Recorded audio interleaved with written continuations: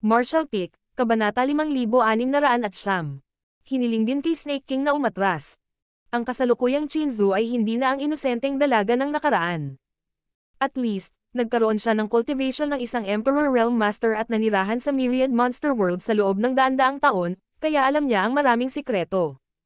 Ang malawak na universo na ito ay nakaranas ng tatlong ancient era. Ito ang mga panahon ng Divine Spirit, Monster Beast, at Human Race. Sa bawat era, ang Heavenly Daw ay may espesyal na pabor para sa mga pinuno nito. Noong sinaunang panahon, pinapaboran ng Heavenly Daw ang Monster Race, kaya mas madali para sa Monster Race na linangin. Sa paghina ng sinaunang panahon at pagdating ng kamakailang sinaunang panahon, unti-unting sumikat ang Human Race, at ang pabor sa Heavenly Daw para sa Monster Race ay unti-unting lumipat sa Human Race. Sa madaling salita, ang lahi ng tao ngayon ang pinapaboran ng mga anak ng malawak na universo na ito. Sa kanila, maaaring may ilan din na dumanas ng malalaking pagbabago sa Heavenly Daw, ngunit kahit na si Chinzu ay isa ng Emperor Realm, mahirap para sa kanya na gumawa ng sarili niyang mga paghuhusga tungkol sa mga bagay na ito. Ang tanging bagay na tiyak niya ay ang kasalukuyang panahon ay hindi masyadong palakaibigan sa Monster Race. Ang pagtatanim ng Monster Race ay mas mahirap kaysa sa Human Race. Ang mga sinaunang pamamaraan ng paglilinang ng Monster Race ay matagal nang nawala. Ang pagsulong ng Monster Race ay pangunahing umasa sa Heaven Opening Realm method ng Human Race upang mag-transform sa anyo ng tao at malagpasan ang kanilang mga tanikala. Ang Myriad Monster World ay isang sinaunang mundo. Sinabi na noong dumating ang Star Boundary Master, hindi lamang nawala ang mga big monsters ng kanilang mga sinaunang cultivation techniques, ngunit kahit na ang Human Race ay hindi pa sila nakita noon, kaya paano sila mag-transform sa Human Race form at gamitin ang Human Race Heaven Opening Realm? Paraan ng langit upang masira ang kanilang mga limitasyon. Bilang resulta, ang big monsters ng Myriad Monster World ay hindi nakawala sa tanikala ng mundong ito. Kapag umabot na sa antas ng Monster King ang kanilang cultivation, hindi na sila makakaasenso pa. Ito rin ang Star Boundary Master na nagtanim ng World Tree Clone, naawa sa kanila at ipinasa ang mga sinaunang diskarte sa Myriad Monster World, na nagpapahintulot sa big monsters na magpatuloy sa paglilinang. Dahil dito, sa kasalukuyang Myriad Monster World, nilinang ng Monster Race ang dalawang magkaibang pamamaraan. Ang isa ay ang ancient technique na ipinasa ng Star Boundary Master, habang ang isa ay ang Heaven Opening Realm method ng Human Race. Ang dalawang pamamaraan na ito ay may sariling mga pakinabang at disadvantages. Imposibleng sabihin kung alin ang mabuti at masama, ito ay nasa Monster Race. Maraming Monster Beasts na naging malapit sa Human Race noong sila ay napakahina, at pagkatapos na palakihin ng Human Race, natural nilang pipiliin ang landas na ito. Gayunpaman, ang mga cultivator ng Monster Race tulad ng Shadow Leopard, na palaging pinananatili ang kanilang anyo ng hayop, ay karaniwang pipiliin ang sinaunang pamamaraan. Sa huling pagkakataon na nakipagkita siya sa Shadow Leopard, naramdaman ni Chinzu na ang Shadow Leopard ay nasa bingit na ng paglusob, ngunit walang palatandaan nito. Sa hindi inaasahan, sa mabagyong gabing ito, naramdaman niya ang paggalaw ng pambihirang tagumpay nito. Nakabasa na rin si Chinzu ng maraming sinaunang aklat tungkol sa ancient technique ng Monster Race, ang panganib na kanilang kakaharapin ay mas malaki kaysa sa mga umaasa sa pamamaraan ng Human Race Heaven Opening Realm. Kung mas malakas ang Monster Race, mas hindi ito mahuhulaan. Hindi napigilan ng puso ni Chinzu na hindi tumibok. Pagkatapos ng daan-daang taon na magkasama, matagal na niyang itinuring itong Shadow Leopard bilang kanyang kaibigan. Sa kanyang puso, ang Monster Race na ito ay hindi gaanong mahalaga kaysa sa kanyang pinakamamahal na kapareha at anak. Ngayong naabot na ng Shadow Leopard ang isang kritikal na yugto, paanong hindi siya kabahan? Isa pang halimaw ang umalangaw-ngaw sa kalangitan. Kasabay ng dagandong ng halimaw, isang makapal na monster chi ang pumuno sa hangin, at isang makapal na patong ng hamog ang tila tumakip sa tuktok ng bundok. Kache! Tila tumutugon sa dagandong ng Shadow Leopard, ang heavenly power ay muling bumaba na parang kidlat. Malabo na nakita ni Chinzu ang isang bilog na bagay na lumabas mula sa bibig ng Shadow Leopard at lumutang sa itaas ng tuktok ng bundok. Ang core ng Monster Race. Ang kidlat ay tumama mula sa langit tulad ng isang mahabang latigo, walang awa na hinampas ang maliit na core. Nanginginig ang katawan ni Chinzu na parang hinampas, nanlalaki ang mga mata habang nakatutok ang mga mata, hindi gumagalaw kahit isang pulgada. Ang core, na tahimik na lumulutang, ay biglang nagsimulang umikot pagkatapos kainin ang Heavenly Thunder. Ang orihinal na itim na core ay nagsimulang maglabas ng mahinang bakas ng lakas ng kulog, at ang kidlat ay patuloy na lumalangoy sa ibabaw nito, na nagdulot ng mga bitik sa ibabaw nito. Ang Shadow Leopard ay umungal habang ang Monster Chi nito ay umaalon, inaayos ang pinsala sa core nito. Tulad ng kapag ang mga cultivator ng sangkatauhan ay dumaan sa isang Great Realm, sila ay sasailalim sa bautismo ng langit at lupa, ganoon din ang totoo para sa Monster Race, ngunit ang kasalukuyang sitwasyon ay mas mapanganib kaysa sa pagbibinyag sa langit at lupa na ginawa ng mga cultivator ng sangkatauhan. Nakaharap. Sa kasalukuyan, mas pinapabore ng Heavenly daw ang human race. Kung umasa ang Monster Race sa Heaven Opening Realm method ng human race para makalusot, masusundan nila ang Heavenly daw. Sa pamamagitan ng paghiram ng kapangyarihan ng ancient technique, magagawa nilang labanan ang langit. Ang Heavenly Thunder ay hindi isang bautismo ng langit at lupa, ngunit isang Heavenly Tribulation. Sa madaling salita, napanatili pa rin ng Myriad Monster World ang sinaunang kapaligiran at aura nito. Kung pupunta ang isa sa iba pang Universe World, kasama ang tagumpay ng Monster Race, tiyak na makararanas sila ng mas marahas na suntok. Sa ilalim ng Heavenly Tribulation, lahat ng nabubuhay na bagay ay parang mga itlog. Kung hindi ito makayanan ng Shadow Leopard, tiyak na magdurusa ito sa kapalaran ng pagkawasak at pagkamatay ng itlog. Kung ito ay makatiis, maraming benepisyo. Gotcha. Ang isa pang kidlat ay tumama, na tila mas malakas kaysa dati, at ang bilis ng pag-ikot ng kanyang core ay mas mabilis na lumaki. Bahagyang lumuwag ang puso ni Chinzo. Kilala niya si Shadow Leopard sa loob ng napakaraming taon at higit pa o hindi gaanong alam ang mga kakayahan nito. Kung ang Heavenly Tribulation ay nasa antas na ito lamang, hindi ito dapat maging problema para sa Shadow Leopard na mabuhay, ngunit ngayon ay nakadepende ang lahat sa kung gaano kalayo ang gustong pumunta ng Shadow Leopard. Lihim na nanalangin si Chinzo na ang taong ito ay hindi masyadong sakam.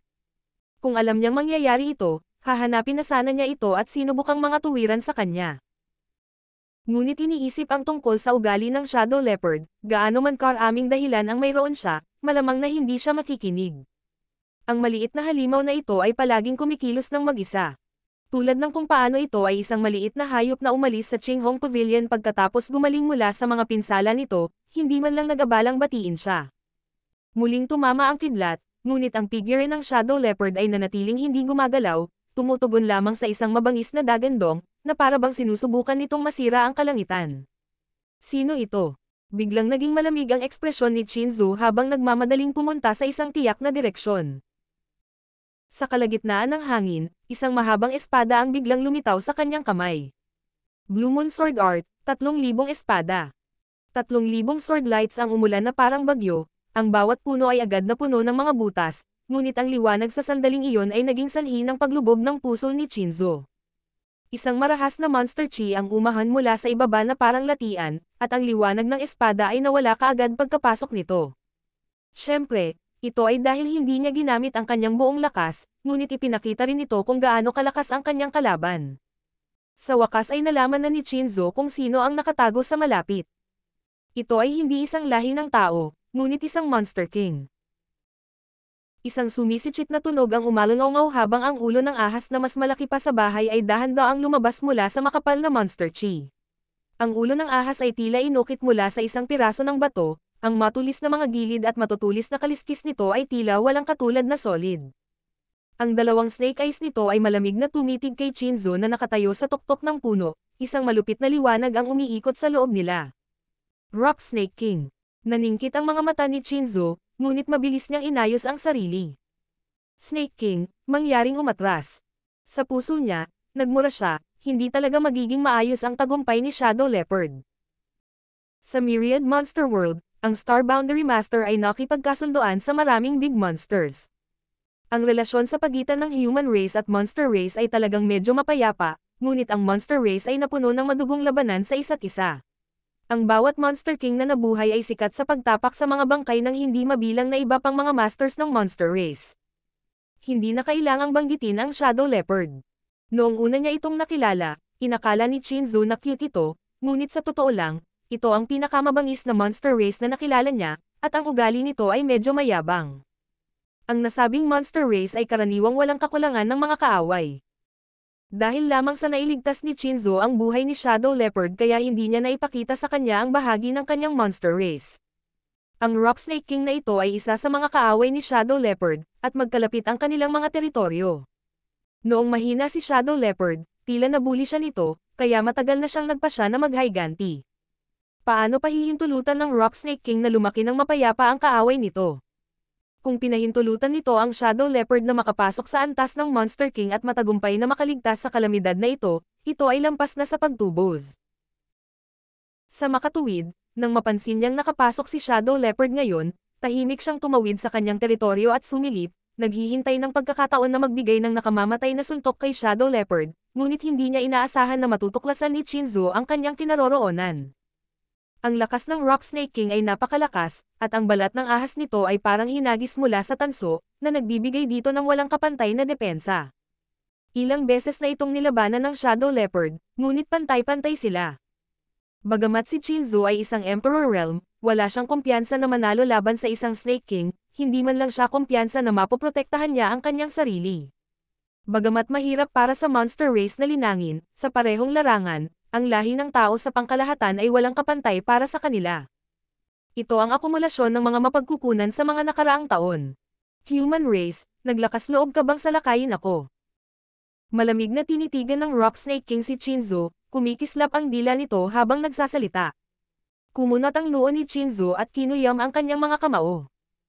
Hindi ko alam na dumating na pala ang Snake King, patawarin mo sana ako kung nasaktan kita. Ang kasunduan sa pagitan ng Star Boundary Master at ng maraming big monsters ay kailangang panatilihin. Ito ang pangunahing dahilan kung bakit ang human race ay nakaligtas sa Myriad Monster World sa loob ng maraming taon. Kung wala ang kasunduang ito, ang human race ay mahihirapang mabuhay sa gayong mundo. Malamig na bumuntong hininga ang Rock Snake King. Mawala, ang haring ito ay walang interes na mag-aksaya ng oras sa iyo. Pagkasabi nito, ang malaking katawan nito ay nagsimulang dumausdes patungo sa Shadow Leopard. Paano maaaring umatras si Chinzu? Kung siya ay umatras, ang pagsulong ni Shadow Leopard ay tiyak na maaabala. Sa oras na iyon, hindi banggitin ang pagbagsak sa antas ng Monster King, maaari pa siyang mawala sa kanyang buhay.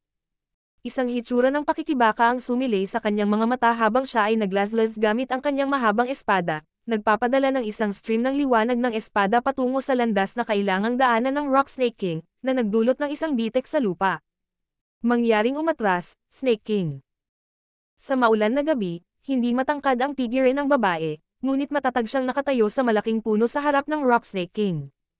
Ang dalawang mata sa ulo ng higanteng ahas ay naging mas masama, at ang dila ng ahas sa bibig nito ay nagsimulang tumalsik ng mas mabilis. Hindi nagtagal, nagsiwalat ito ng isang napakapantaong ngiti. Napakabuti, ang haring ito ay hindi pa nakakain ng human race, kaya ngayon ay kakainin muna kita bago harapin ang tandang leopardo na iyon. Sa sandaling binibigkas ang huling salita, biglang lumitaw ang higanteng ulo ng ahas sa harap ni Chinzu, ang dagwang bibig nito ay tila kayang lunukan ng buo si Chinzu. Martial Peak, Kabanata 5610. Mahirap maging pala kaibigan. Bamuka ang isang nakakatakot na bibig at napuno ng makapal na amoy ang hangin. Ang maliit na figure ni Chinzu ay naipit sa bibig ng ahas, na para bang siya ay lulunukin anumang oras. Ang mahabang espada sa kanyang kamay ay hamarang sa pangil ng Snake King sa kritikal na sandali, at sa isang marahas na pagsabog ng bilis, lumipad siya pabalik, mabilis na humiwalay sa Rock Snake King. Namilipit ang katawan ng malaking ahas habang umaarangkada ito sa bilis na hindi tugma sa anyo nito. Ang Monster Chi ay lumundag habang ang mga puno ay nahuhulog na parang isang tumpok ng dayami sa daan, na nagdulot ng malakas na dagandong. Sa sandaling napatutag ni Chinzu ang kanyang sarili, isang marahas na puwersa ang dumating mula sa kanyang likuran at inihagis niya ang kanyang espada, ibinuhos ang kanyang Emperor Chi, pinoprotektahan ang kanyang likod. Sa isang malakas na putok, isang makapal na buntot ng ahas ang hamampes, na halos sirain ang tagapagtanggol na Emperor Chi ni Chinzu. Hindi napigilan ng figure ni Chinzu ang pagsuray-suray ng ilang hakbang pasulong habang ang isang madilim na berdeng knuckle-alasong fog ay sumugod patungo sa kanya. Nagulat si Chinzu. Bagamat alam niya na ang mga Monster Kings na ito ay hindi dapat gawing trifle, hanggang sa lumaban sila ay naiintindihan niya kung gaano kalakas ang kanyang kalaban. Noong una, gusto lang niyang pigilan ang Rock Snake King, ngunit ngayon alam niya na kung hindi niya gagawin ang lahat, hindi niya ito mapipigilan. Snake King, patawarin mo sana ako sa pagkakasala sa iyo. Paulit-ulit na nanginginig ang mahabang espada habang namumukadkad ang isang bilang ng mga bulaklak ng espada, nagkalat ang lason sa harap nito at naging isang malaking kurtina ng espada na bumabalot sa napakalaking ahas. Gayunpaman, itinulak na niya ang kanyang paglilinang sa limitasyon. Napakagaling. Ang Rock Snake King ay halatang lubos na galit.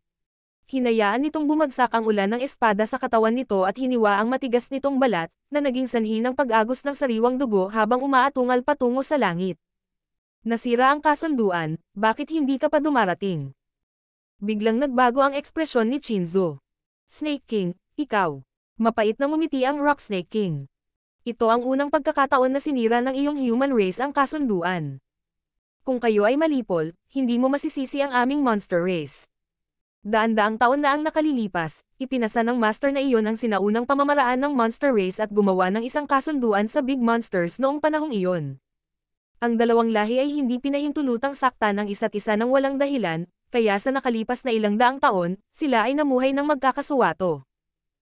Gayunpaman, ang Myriad Monster World ay orihinal na pinasyahan ng monster race. Parami ng parami ang mga tao na lumitaw, at bagamat ang kanilang pag-iral ay hindi gaanong nakaapekto sa kaligtasan ng monster race, ang masaganang sigla at pambihirang paglilinang ng human race ay nagdulot ng maraming makapangyarihang monster race na naglalaway sa kanila. Kung kaya nilang lumunin ang mga taong ito na may mataas na cultivation, ito ay lubos na makikinabang sa paglaki ng monster race. Maraming Monster Kings ang gustong ituring ang sangkatauhan na ito bilang pagkain, ngunit sa kasamaang palad, hindi nila ito nagawa. Gayunpaman, ngayong ilang daang taon na ang lumipas, nagawa ng monster race na iwaksi ang alyansang ito. Ngayon lang nalaman ni Shinzo na ang Rock Snake King ngayong gabi ay dumating upang hadlangan ang pag-akyat ni Shadow, hindi lamang dahil sa isang personal na sama ng loob, kundi dahil din sa isang pagsasabuatan laban sa human race. Isang malakas na Monster Chi ang biglang bumangon mula sa lahat ng direksyon, lahat sila ay Monster Kings at wala sa kanila ang mas mahina kaysa sa Rock Snake King. Sa maulan na gabing ito, lahat ng mga Monster King na ito ay nagtipon. Ang puso ni Shinzo ay nasa kaguluhan. Paanong hindi maririnig ng mga tao mula sa Qinghong Pavilion ang galaw ng mga figure na ito? Nandyan si nanay. Sa karamihan ng tao, isang batang babae na medyo kamukha ni Shinzo ang sumigaw sa gulat. Ang ilang second-grade heaven opening realm na nagbabantay sa Qinghong Pavilion sa buong taon ay nagsuot din ng mga solemn na ekspresyon. Sa kanilang lakas, hindi nila kailangang matakot sa Monster Kings na ito. Gaano man kalakas ang isang Monster King, hindi pa rin ito sapat na malakas para malagpasan ang mga tanikala ng mundo, at kahit na hindi mataas ang kanilang mga grado, sila ay mga cultivator pa rin ng Heaven Opening Realm, hindi kapareho ng mga Monster Kings. Gayunpaman, hindi nila kayang kumilos sa kanilang sarili.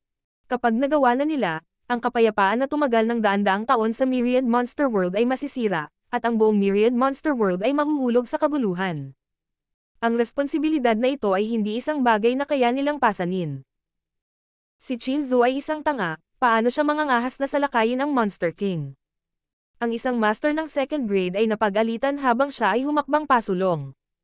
Ibabalik ko siya. Paano maaaring makagambala ang human race sa mga internal affairs ng monster race? Gayunpaman, nang dalawang hakbang pasulong ang second grade heaven opening realm na ito, isang figure ang hamarang sa kanyang daraanan. Ang batang babae na kamukha ni Shinzo. Ang kanyang paglilinang ay hindi mataas, kaya ibinuka niya ang kanyang mga braso at mariing hinaranggan ang kanyang landas. Elder, hindi ka makakapunta. Ang Shadow Leopard ay sumisira at ang Snake King ay may sama ng loob dito. Kung ibabalik ni Elder si inay, tiyak na mamamatay ang Shadow Leopard. Kung hindi ko ibabalik ang nanay mo, tiyak na mamamatay ang nanay mo. Kung siya ay papatayin ng Monster King, ang Qinghong Pavilion ay hindi magkakaroon ng kakayahang maghayganti sa kanya. Tumingin ang second-grade elder sa dalaga. Agad na nag-alinlangan ang ekspresyon ng dalaga. Ilipat. Sigaw ng matanda. Hindi alam ng dalaga ang gagawin, nangingilid ang mga luha sa kanyang mga mata. Napabuntong hininga ang isang lalaking nasa katanghaliang gulang na lumabas mula sa karamihan. Aalis ako. Isa rin siyang Emperor Realm. Nagulat ang batang babae. Ama. Ang nasa katanghaliang gulang na lalaki ay buong pagmamahal na tinapik ang ulo ng dalaga at tumingin sa second grade heaven opening realm. Elder, alagaan mo si Shuwanger. Sumimangot ang elder at same time na sinabi. Huwag kang padalos-dalos. Ngumiti ang nasa katanghaliang gulang na lalaki. Sigurado ka. Pagkasabi niya nun, naging streak of light siya at lumipad palabas. Ilang sandali pa, sa lugar kung saan nag-aaway si Shinzo at ang Rock Snake King, ang malaking gubat ay ganap na nawala, at isang makapal na nakal-alasong fog ang pumuno sa hangin. Sa loob ng makamandag na ulap, may mga mahinang kislap ng liwanag ng espada, na nagpapahiwatig na ang labanan sa pagitan ng tao at ahas ay umabot sa isang kritikal na sandali. Bagamat sinimulan na ni Chinzu na ay condensed ang kanyang dawsil, na humarap sa napakalakas na Monster King na isang hakbang na lang mula sa paglusob, hindi pa rin sapat ang kanyang lakas. Bukod dito, siya ay nakulong sa makamandag na hamog at natupok ng marami ang kanyang Emperor Chi. Sa sandaling ito, siya ay nasa isang delikadong sitwasyon. Sa sandaling ito, isang figure ang sumugod sa nakal-alasong fog ng walang pag-aalinlangan. Habang may hawak na mahabang espada, agad siyang sumama sa away at nakipagsanib puwersa kay Chinzu para harangan ang marahas na pag-atake ng Rock Snake King. Isa pa, mabuti, napakahusay. Hindi napigilan ng Rock Snake King ang pagtawa. Alam nito na ang mga tao ay mga hanggal na nilalang. Hanggat maaari itong magbukas ng isang paraan, ang susunod na nangyari ay madaling hawakan. Hindi magiging walang kabuluhan na hikayatin nito ang iba pang Monster Kings na kumilos ng magkasama. Pinulupot ng nasa katanghali ang lalaki ang kanyang braso sa baywang ni Chinzu at mabilis na umatras ng ilang libong metro bago tuluyang nakatakas mula sa hanay ng nakal-alasong fog at malakas na sinabing, "Snake King, paano kung tawagin natin ito ng isang araw?" Hindi. Ang Rock Snake King ay nagmamadaling lumabas mula sa nakal-alasong fog, ang higanteng katawan nito ay maliksi habang umuungal. Kung maglakas loob kang umatake, huwag mo nang isipin ang pag-alis ng buhay. Sige. Mapait na ngumiti ang nasa katanghaliang gulang na lalaki. Alam din niyang hindi matatapos ng mapayapa ang usapin ngayon kaya sinubukan na lang niya. Ngayong nabigo siya, hindi siya nabigo. Itinaas ang kanyang mahabang espada, pinaandar niya ang kanyang Emperor Chi at sumigaw. Ang usapin ngayon, ako, si Hao Qinghai, ay mananagot ng buong responsibilidad para dito. Wala itong kinalaman sa iba, kaya hinihiling ko sa lahat ng Monster Kings na sumunod sa kasunduan at huwag pahintulutan ang anumang mga delinquent na Samaire sa kanilang kinabukasan. Habang kumalat ang tunog, ang Monster Kings na tumatawid sa iba't ibang teritoryo ay tumigil sandali, ngunit hindi nagtagal ay pinaalis ito. Sa loob ng Qinghong Pavilion, nagpakawala ng mahabang buntong hininga ang second grade Heaven Opening Realm na Elder. Nang gustong umalis ni Hao Qinghai, inaasahan na niya ang magiging resulta, ngunit hindi niya ito napigilan. Sa kabilang banda, ang batang babae ay sumigaw. "Ama, inay." Nang malapit na siyang magmadali palabas, marahang tinapik ng second grade Heaven Opening Realm na Elder ang kanyang ulo at bumagsak ang dalaga. "Dalhin mo siya." Utos ng Elder. Binuhat siya ng isang alagad na pamilyar sa dalaga at dinala sa pavilion. Tumingin ang ilang second grade na Elder sa larangan ng digmaan at bumuntong hininga. "Natatakot ako na ang usapin ngayon ay mahirap lutasin. Sa iilan sa atin dito, ang Qinghong Pavilion ay dapat na maayos, at ang mga Monster Kings na iyon ay hindi magiging hanggal upang salakayin ang sect. Natatakot ako na maapektuhan nito ang buong sitwasyon ng Myriad Monster World. Kung ang Monster Race ay magiging kalaban sa Human Race, ang aking Qinghong Pavilion ay mamamatay ng 10,000 beses. Kailangan nating iulat ang bagay na ito sa High Heaven Palace at hilingin sa kanila na magpadala ng isang tao upang hawakan ito. Qinghai at Chinzu, papansinin na lang ba natin sila? Mayroon pa ring Monster Emperor sa Myriad Monster World. Kung kikilos tayo, paano mananatiling walang ginagawa ang Monster Emperor na iyon, maliban kung handa kang labanan ang Monster Race? Nagpakawala ng mahabang buntong hininga, pagkatapos ng nangyari ngayon, wala silang magawa. Pagkatapos ng lahat, sila ay mga cultivator lamang ng second grade Heaven Opening Realm, malayo sa magagawang sugpuin ang buong Myriad Monster World. Nakakaawa lang ang elite na disipulo ng sect, Hao Qinghai man o Chinzu, pareho silang direktang nakalusot sa 5th grade. Ngayong pareho na nilang nakondensed ang kanilang mga dawsil, basta't nalilinang nila ang hakbang-hakbang, malamang na makakapasok sila sa 5th grade Heaven Opening Realm sa loob ng wala pang 100 taon. Bagamat medyo naiinis sila, wala silang magagawa para pigilan ito. Alam nila ang relasyon ni Chinzu at ng Shadow Leopard. Dahil ang Shadow Leopard ay nakalusot ngayon, tiyak na paprotektahan siya ni Chinzu. Sa larangan ng digmaan, pinagsama ni Hao Qinghai at Chinzu ang kanilang mga espada para sugpuin ang Rock Snake King. Gayunpaman, ang mag-asawa ay hindi nagpakita ng kaunting kagalakan, dahil ang iba pang makapangyarihang Monster Chi ay papalapit na. "Asawa, idinawit kita." Paumanhin na sabi ni Chinzu.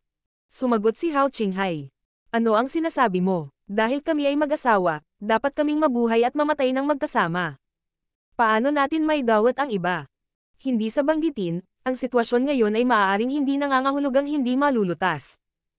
Ang ibig sabihin ng asawa ay, lumingon si Hao Qinghai kay Shadow Leopard. Kung matagumpay na makalusot ang Shadow Leopard, mapoprotektahan niya tayo. Lumiwanag ang mga mata ni Chinzo. Siya ay masyadong nag-aalala at hindi naisip ang puntong ito, ngunit pagkatapos ng paalala ng kanyang asawa, bigla niyang naintindihan. Sa katunayan, kung matagumpay na makalusot si Shadow Leopard at maging isang Monster King, magkakaroon siya ng malaking pagkakataon na protektahan silang dalawa. Sa isang kisap mata, isang malaking anino ang biglang tumakip sa lupa at isang matalim na sigaw ang umalangaw-ngaw. Sa kalangitan, isang makapal na Monster Chi ang mabilis na lumapit. Nag-iba ang ekspresyon ng mukha ni Hao Qinghai nang tumangala siya, nakita lamang niya ang isang higanteng anino na papalapit. Iron Wing Eagle King. Sumugod ang Monster Kings mula sa lahat ng direksyon, kaya magtatagal ito. Ang Iron Wing Eagle King ang pinakamabilis at ang unang dumating. Nang makitang kinubkob ng dalawang tao ang Rock Snake King, agad siyang sumugod upang tumulong. Nang magkaharap ang dalawang Emperor Realm laban sa dalawang Monster Kings, ang kanilang kalamangan ay agad na nawala. Hindi napigilan ng Rock Snake King ang pagtawa. Hahaha, dumating ang Eagle King sa tamang oras. Itong dalawang lahi ng tao, isa-isa tayong kukuha, tatapusin natin ang tanggang leopardo na iyon pagkatapos nating mabusog. Hindi tumugon ang Eagle King, ngunit ang kanyang mga pag-atake ay naging mas mabangis. Sa loob lamang ng maikling panahon, si Chinzo at ang kanyang asawa ay muling nasa isang delikadong sitwasyon. Sa gitna ng matinding labanang ito, sumulyap si Chinzo sa Shadow Leopard at agad na naramdaman na nanlamig ang buong katawan niya. Martial Peak, Kabanata 5611. Heavenly Tribulation. Mula sa sandaling bumaba ang kidlat ng Heavenly Tribulation, hindi ito tumigil. Walang awang tumama ang mga kidlat sa umiikot na core. Ang bawat kidlat ay isang pagpapakita ng kakilakilabot na mapangwasak na kapangyarihan ng mundo. Kapag bumagsak ang kidlat, palaging mabubuksan nito ang core, at gagamitin ng Shadow Leopard ang Monster Chi nito para ayusin ito. Kung ang bilis ng pag-aayos nito sa core ay mas mabilis kaysa sa rate kung saan ito nawasak, ito ay matagumpay na makakalusot. Higit pa rito, ang siklo ng pagkasira at pagkukumpuni na ito ay nagbigay daan sa kanyang core na maging mas malakas at dalisay, kahit na nagpapahintulot sa kanya na makuha ang kapangyarihan ng kulog. Sa pangkalahatan, hindi masyadong mapanganib ang pagpasok sa Monster King Realm, tulad ng pagpasok sa Heaven Opening Realm mula sa Emperor Realm. Hanggat ang pundasyon ng isang tao ay sapat na matibay, natural silang makakalusot. Dahil ipinasa ng Lord the Star Boundary ang ancient technique ng Monster Race sa Myriad Monster World, wala sa mga Monster Kings ng Myriad Monster World ang nabigong makalusot sa kanilang mga limitasyon. Ang pinagkaiba lang ay ang kanilang lakas matapos masira. Gayunpaman, iba ang Shadow Leopard. Kung ikukumpara sa mahabang paglilinang ng Monster Race, ang oras na nilinang nito ay napakaikli. Ilang daang taon pa lang ang nakalipas, ngunit naabot na nito ang rurok ng Monster King Realm. Ito ay dahil nakalunok ito ng maraming iba pang Monster Beasts, kaya naman nasaktan nito ang napakaraming Monster Kings. Isinasantabi ang lahat, ang mga inapo ng Rock Snake King ay halos kainin na nito, kaya paanong hindi ito kinasusuklaman ng Rock Snake King hanggang sa buto. Ang paglaki mula sa isang maliit na Monster Beasts tungo sa isang peak Monster King sa loob lamang ng ilang daang taon ay nangangahulugan din na ang lakas ng isang tao ay lubhang iba-iba. Ang Heavenly Tribulation ay isang krisis, ngunit isa rin itong pagkakataon. Ang Heavenly Tribulation ay may kakayahan na paalisan ang mga dumi sa core ng isang tao at linisin ang kanilang lakas. Kung ito ay anumang iba pang Monster King, sila ay nakalusot na pagkatapos ng mahabang panahon, ngunit ang Shadow Leopard ay gumagamit pa rin ng Heavenly Power upang linisin ang katawan nito, matagal na itong nakakuha ng sentido at alam na ito ay isang pambihirang pagkakataon. Kung hindi nito maayos na pagalingin ang core nito sa pagkakataong ito, kahit na nagawa nitong makapasok sa Monster King Realm, ang mga hinaharap na prospect nito ay magiging limitado. Habang tumatama ang kidlat, tumaas ang bilang ng mga bitek sa kanyang core, na umabot sa limitasyon nito. Gayunpaman, ang mga bagay tulad ng mga limitasyon ay sinadya upang sirain. Noon pa man ay may magagandang ambisyon ito at hinding-hindi makontento sa pagiging hari sa Myriad Monster World. Marahil ito rin ang dahilan kung bakit ito nakipag-ugnayan kay Chinzo sa loob ng maraming taon. Nalaman nito ang tungkol sa lakas ng human race mula sa bibig ni Chinzo, ang 7th Grade Heaven Opening Realm, 8th Grade Heaven Opening Realm, at maging ang 9th Grade Heaven Opening Realm. Sa sandaling lumingon si Chinzo, nakita niya ang bitek sa kanyang core at ang kidlat ng kidlat. para bang maaaring masira ang kanyang core anumang oras, at higit sa lahat, tila naubos na ang monster chi ng Shadow Leopard. Mula sa simula ng kapigatian, ang kanyang katawan ay nakayuko, at ang kanyang matigas na buto ay nabali rin. Shadow Leopard sapat na, bulalas ni Chinzu. Sa sandaling ito, kung ang Shadow Leopard ay sapilitang makakalusot, malaki pa rin ang posibilidad na magtagumpay siya. Kung patuloy siyang magde-delay, lalala lang ang sitwasyon. Dapat mong alagaan ang iyong sarili muna. Umalangaw-ngaw ang malamig na boses ng The Rock Snake King habang ibinuka niya ang kanyang bibig, kumikislap ang kanyang mga pangil na may malamig na liwanag. Tila lumakas pa ang bagyo. Isa pang kidlat ang tumama, at ang Shadow Leopard ay tila sa wakas ay hindi na makahawak pa. Ang masigla at makinis nitong katawan ay kalahating nakaluhod sa lupa habang nahati ang balat nito at umaagos ang dugo.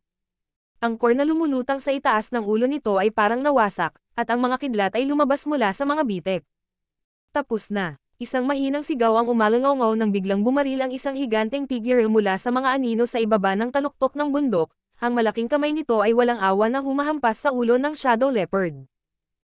Sa ilalim ng liwanag ng kidlat, ang higanteng figurang ito ay talagang isang unggoy na nababalutan ng puting balahibo. Napakaganda ng pangangatawan nito, at higit sa lahat, walang nakadetect ng aura nito bago ito umatake. Halatang may sarili itong paraan ng pagtatago ng aura nito. Nagsimulang mag-iba-iba ang monster chi sa higanteng palad na malapit nang bumagsak sa katawan ng Shadow Leopard. Hindi banggitin na ang Shadow Leopard ay halos maubos na, kahit na ito ay nasa tuktok nito, tiyak na mamamatay ito ng walang libingan. Whitehair Ape King. Bulalas ni Chinzu, lumulubog ang kanyang puso. Katulad ng Rock Snake King, ang teritoryo ng Whitehair Ape King na ito ay malapit sa teritoryo ng Shadow Leopard. Dahil magkapitbahay sila, natural na walang pagkukulang sa alitan sa pagitan nila. Marami sa mga inapo ng Rock Snake King ang kinain ng Shadow Leopard, at ang mga inapo ng Whitehair Ape King na ito ay magkatulad. Dahil lumitaw ang Snake King, paanong hindi darating ang Ape King? Gayunpaman, ito ay nagtatago sa mga anino at mas makasalanan pa kaysa sa Rock Snake King, naghihintay ng isang angkop na pagkakataon upang hampasin. Nang tumama ang kidlat, biglang bumaba ang aura ng Shadow Leopard, at naisip nito na dumating na ang pagkakataon nitong umatake. Nahulog ang higanteng kamay na sapat para makabasag ng bato, ngunit hindi lumitaw ang inaasahang eksena ng pagkabasag ng ulo. Ang higanteng kamay ay talagang dumaan sa ulo ng Shadow Leopard. Sa sandaling iyon, ang Shadow Leopard ay tila nasa pagitan ng katotohanan at ilusyon. Ano ang nangyayari? Ang Whitehair Ape King ay nagsuot ng labis na naguguluhan na ekspresyon, ngunit bago pa nito maisip kung ano ang nangyayari, ang mga mata nito ay sumalubong sa malalalim na ambar na mga mata ng Shadow Leopard. Puno ng paghamak ang kanyang mga mata. Nako, nahulog ako sa bitag. Ang puso ng Whitehair Ape King ay napuno ng matinding takot. Bagamat hindi niya naiintindihan kung anong uri ng divine ability ang ginamit ng Shadow Leopard, halatang itinago ng kabilang partido ang divine ability na ito bilang paghahanda para sa sandaling ito. Magkalapit ang dalawang Monster Kings. Ang aura ng Shadow Leopard, na orihinal na mahina, ay biglang sumabog na may nakagigimbal na aura habang ang matutulis na kuko nito ay tumpak na tumusok sa tiyan ng Whitehair Ape King, na naging sanhi ng pagtalsik ng dugo. Sa normal na mga pangyayari, halos imposible para sa Shadow Leopard na patayin ang Whitehair Ape King, hindi pa banggitin na nakakonsumo ito ng malaking enerhiya. Gayunpaman, inisip ng Whitehair Ape King na ang Shadow Leopard ay mamamatay ng walang pag-aalinlangan, kaya hindi ito nagsagawa ng maraming pag-iingat laban sa biglaang pag-atake nito. Ang buhay at kamatayan ay tumagal lamang ng isang sandali. Habang inilalabas ng Shadow Leopard ang kuko nito, isang core na kasing laki ng kamao ang nabunot. Walang pag-aalinlangan, pinasok ng Shadow Leopard ang core sa bibig nito at nilamon ito. Ikaw. Ang Whitehair Ape King ay hindi pa namatay, ang kanyang core ay nawala, at 70% ng kanyang cultivation ay nawala, ngunit siya ay isa pa ring monster race na may matibay na sigla. Kung siya ay makakatakas at makakapagpagaling, maaari siyang gumaling, ngunit kung gusto niyang maging isang Monster King, kakailanganin niya ng mahabang panahon ng paglilinang. Boom! Nagtama na naman ng kidlat. Sa wakas ay lumitaw ang isang hitsura ng gulat sa mukha ng Whitehair Ape King. Ang Shadow Leopard ay walang oras upang patayin ito, ngunit ang kapangyarihan ng Heavenly Tribulation ay hindi isang bagay na maaari nitong labanan sa sandaling ito. Habang kumikidlat, sumabog ang Whitehair Ape King, hindi man lang nag-iwan ng bangkay. Ang Shadow Leopard ay tila nakarating din sa pinakakritikal na sulok. Sa orihinal, Ito ay may kaunting Monster Chi na natitira, ngunit pagkatapos lunukan ang isang Monster King core, ito ay lubos na napunan. Ang ganitong uri ng proseso ng paglunok ay tiyak na magiging lubhang mapag-aksaya, at malayo ito sa dahan-daang pagsipsip at pagtunaw nito, ngunit sa sandaling ito, wala siyang pakialam.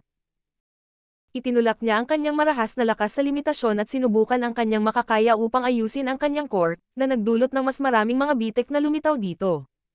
Naramdaman din ng Shadow Leopard ang krisis sa buhay o kamatayan, kaya walang pag-aalinlangan, nilunok nito ang core na lumulutang sa harapan nito. Sa isang iglap, natabunan ng kidlat ang kanyang buong katawan, at mula sa sugat sa kanyang katawan, kumidlat ang kidlat, na naging isang kidlat na leopardo. Ito ay hindi sapat, ito ay hindi sapat. Ang Shadow Leopard ay umungal, ang kanyang amber na mga mata ay duguan habang ibinaling niya ang kanyang ulo patungo sa larangan ng digmaan sa pagitan ng dalawang Emperor Realm at ng dalawang Monster Kings. Sa isang sulyap lang, Rock Snake King man o Iron Wing Eagle King, pareho silang hindi napigil ang makaramdam ng lamig. Sa katunayan, ang pagkamatay ng White-Hair Ape King ngayon ay labis na nagulat sa kanila, at akala nilang lahat ay mamamatay ang Shadow Leopard ng walang pag-aalinlangan, ngunit sino ang mag-aakala na ang monster na ito ay talagang itinatago ang kanyang tunay na lakas sa lahat ng oras na ito. Ang divine ability na ginamit niya upang itago ang kanyang pisikal na lakas ay hindi isang bagay na maaaring maunawaan ng monster race, ngunit sa halip ay isang lihim na pamamaraan ng human race. Ang pagkamatay ng White-Hair Ape King ay sadyang hindi makatarungan. Ngayon na sila ay na-target ng Shadow Leopard, ang dalawang Monster Kings ay natakot. Snake King, dapat akong magpasalamat sa iyo para sa usapin ngayon. Kailangang tanggihan ng haring ito ang iyong mabuting pakikitungo. Umalangaw-ngaw ang boses ni Shadow Leopard nang biglang nawala ang kanyang figure sa tuktok ng bundok. Gago ka, kudlit, sumumpa ang Rock Snake King sa puso nito. Kung alam nitong mangyayari ito, hindi na sana ito magkakaroon ng problema sa Shadow Leopard. Ang White-Hair Ape King ay isa ring tanga na napakadaling napatay ng Shadow Leopard. Ito ay tiyak na ang Shadow Leopard ay ganap na ginugol ngayon lamang. Ang White-Hair Ape King ay kailangan lamang mag-antala ng ilang sandali at hindi na kailangan pang patayin ito. Ang Shadow Leopard ay mamamatay din sa ilalim ng Heavenly Tribulation. Ngayon, ang Ape King Core ay naging source ng kapangyarihan ng Shadow Leopard. Binilisan niya ang pagtakbo. Wala nang iniisip ang Rock Snake King na maghiganti para sa mga inapo nito. Umikot ang malaking ulo nito habang mabilis na umatras patungo sa teritoryo nito. Ang Iron Wing Eagle King ay pareho, ngunit kumpara sa gulat ng Snake King, ito ay mas nakaka-relax. Isa itong uri ng ibon na Monster King, at ang pagkamuhi nito sa Shadow Leopard ay hindi masyadong malaki. Kung gusto ni Shadow Leopard na patayin ang Snake King, madali itong makakatakas. Bago pa niya ito maisip, isang figure ang lumitaw sa taas sa langit. Nagulat ang Iron Wing Eagle King. Hindi niya maintindihan kung bakit siya target ng Shadow Leopard sa halip na maghanap ng problema sa kanyang kaaway, ang Snake King. Kasabay nito, isang kidlat ang bumaba mula sa langit. Nanginginig ang dalawang Monster Kings. Hindi tulad noong iniluwa niya ang kanyang core para labanan ang kapangyarihan ng Heavenly Tribulation kanina lang, ngayong binawi na ng Shadow Leopard ang kanyang core, ang kapangyarihan ng Heavenly Tribulation ay matatag na damapo sa kanyang katawan. Ang sitwasyong ito ay mas mapanganib kaysa dati. Ngunit walang pakialam si Shadow Leopard. Kung nabigo siyang mapagtagumpayan ang kapigatian ngayon, kamatayan lamang ang naghihintay. Ang dalawang Monster King ay tinamaan ng Heavenly Tribulation at ang kanilang mga katawan ay nanigas dahil hindi nila napigil ang mahulog mula sa langit. Gayunpaman, ang Shadow Leopard ay, pagkatapos ng lahat, ay nagtiis ng malaking lakas mula sa kulog ng Heavenly Tribulation, kaya siya ang unang nakabawi. Pinunit ng kanyang matutulis na kuko ng leopard ang likod ng Eagle King, inilabas ang core, itinapat ito sa kanyang bibig, at nilamon ito. Boom! Kudlit. Ang malaking figure ay bumagsak sa lupa, kumikidlat sa buong katawan nito habang ang Shadow Leopard ay lumingon sa direksyon na tinakasan ng Snake King at umungal. Dahil dumating ka, huwag kang umalis. Ang kanyang anyo ay kumikislap na parang kidlat, at sa isang kisap mata, naabutan niya ang Snake King. Ang kanyang dalawang kuko ng leopard ay dumikit sa katawan ng Snake King habang bahagyang ibinaba ang kanyang ulo. Snake King, paano ka nakatakbo ng napakabilis? Ako. Hindi. Sinabayan ng sigaw, isa pang Monster King Core ang inilabas. Martial Peak, Kabanata 5612. Parang ligaw. Matapos lunukan ang tatlong Monster King Cores na hindi mas mababa sa kanyang sarili, ang aura ng Shadow Leopard ay hindi na malayang umabot na sa tuktok nito. Habang ang hindi nakikitang mga tanikala ay nabuksan at ang mga tanikala sa katawan nito ay naputol, sa ilalim ng masakit na dagandong ng Shadow Leopard, ang aura nito sa wakas ay sumailalim sa isang qualitative change. Walang humpay na dumagundong ang kulog habang ang kapangyarihan ng Heavenly Tribulation ay bumubuhos sa katawan nito, na sinira ito at dinadalisay ang lakas nito. Sa isang punto, kasama ang Shadow Leopard sa gitna, isang alon ng enerhiya na nakikita ng mata ay biglang dumaloy sa lahat ng direksyon. Isang napakalakas na aura ang kumalat mula sa katawan ng Shadow Leopard. Tagumpay. Si Chinzu, na kanina pa kinakabahang pinagmamasdan ang mga galaw ng Shadow Leopard, ay sumigaw sa tuwa, ganap na hindi alam na ang kanyang mga kuko ay nahukay na sa kanyang nakakuyom na mga kamao. Noong una, inakala niya na ang Shadow Leopard ay mamamatay ng walang pag-aalinlangan, ngunit sino ang mag-aakala na makakatakas siya sa kamatayan at makakuha pa ng basbas sa pagbabalat kayo? Hindi ka panipaniwala. Tumabi sa kanya si Hao Qinghai, na bigla sa walang humpay na kalooban ni Shadow Leopard. Kung haharapin niya ang ganoong sitwasyon sa paglusot, maghihintay lang siya ng kamatayan. Matapos tahimik na maramdaman ang aura ng Shadow Leopard, sinabi ni Hao Qinghai. Third Grade Monster Emperor. Ang isang Monster King na lumalabag sa susunod na kaharian ay katumbas ng isang Monster Emperor. Ang gradong ito ay imitasyon din ng Heaven Opening Realm ng human race, na tumutugma sa ranggo ng human race. Sa madaling salita, ang Shadow Leopard ng isang Third Grade Monster Emperor ay katumbas na ngayon ng isang Third Grade Heaven Opening Realm Cultivator. Ang ganoong lakas ay natural na wala sa mga mata ng human race. Kung ginamit ni Shadow Leopard ang Heaven Opening Realm method ng human race para sumulong, ang kanyang limitasyon sa hinaharap ay magiging 5th grade lang. Sa pagtingin sa iba't ibang Great Territory battlefields, mayroong maraming 5th grade Heaven Opening Realm Masters. Gayunpaman, gumamit ito ng ancient technique para sumulong, kaya walang katapusang mga posibilidad. Hanggat patuloy nitong pinipino ang core nito at sumisipsip ng sapat na enerhiya, maaari itong dahan-daang tumaas sa 9th grade. Siyempre, magtatagal ito. Sa mga Monster Emperors na nagmula sa Myriad Monster World, ang pinakamalakas ay isang 5th grade lamang. Sa loob ng masukal na kagubatan, maraming Monster Kings ang sumugod mula sa lahat ng direksyon, ngunit nang makita ang White Hair Ape King, Iron Wing Eagle King, at Rock Snake King na sunod-sunod na bumagsak, lahat sila ay dahan-daang umatras. Noong una, binalak nilang gamitin ang mga kaganapan ngayon para panagutin ang human race, at binalak pa nilang sirain ang punong tanggapan ng human race at paalisin sila mula sa Myriad Monster World. Pero ngayon, namatay na ang lahat ng Monster Kings na gumanap bilang mga pasimuno, kaya bakit mananatili pa rin sila? Hindi sapat. Ang Shadow Leopard ay umungal. Sa wakas ay napansin din ni Chinzu ang abnormalidad. Sa lohikal na pagsasalita, dahil ang Shadow Leopard ay matagumpay na nakalusot, ang kanyang aura ay dapat na naging mabilis, ngunit ang aura ng Shadow Leopard ay hindi lamang hindi matatag, ito ay talagang tumataas pa rin.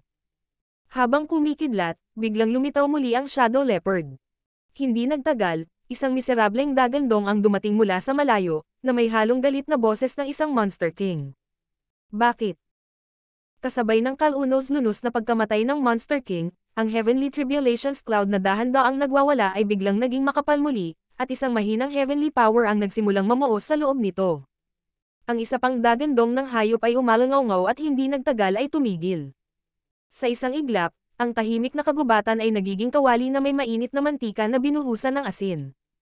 Ang Monster Kings na nakahiga sa lahat ng oras na ito ay tila nakadama ng ilang uri ng panganib at hindi na nag-abala pang itago ang kanilang mga sarili, mabilis na itinulak ang kanilang Monster Chi na umatras sa sarili nilang teritoryo. Isang Monster King ang umungal. Shadow King, nakalusot ka na sa Monster Emperor Realm, bakit mo pa kami sinusubukang patayin? Walang sagot, puro patayan at paglamon. Muling namutla ang mukha ni Chinzu habang nakatitig sa lumakapal na Heavenly Tribulation Cloud sa kalangitan at sa mga kidlat na patuloy na bumabagsak. Ano ang gustong gawin ng Shadow Leopard? Lumipas na ang kapighatiang ito, at ang Shadow Leopard ay naging Leopard Emperor, ngunit nagpatuloy pa rin ito sa pangangaso at pagpatay sa mga Monster King, na walang balak na palayain sila. Kahit na ito ay isang pambihirang tagumpay lamang, ang pagkakaiba ng lakas sa pagitan ng isang Monster Emperor at isang Monster King ay hindi maisip, hindi pa banggitin na ang Leopard Emperor ay nakikipaglaban pa rin sa kidlat ng Heavenly Tribulation.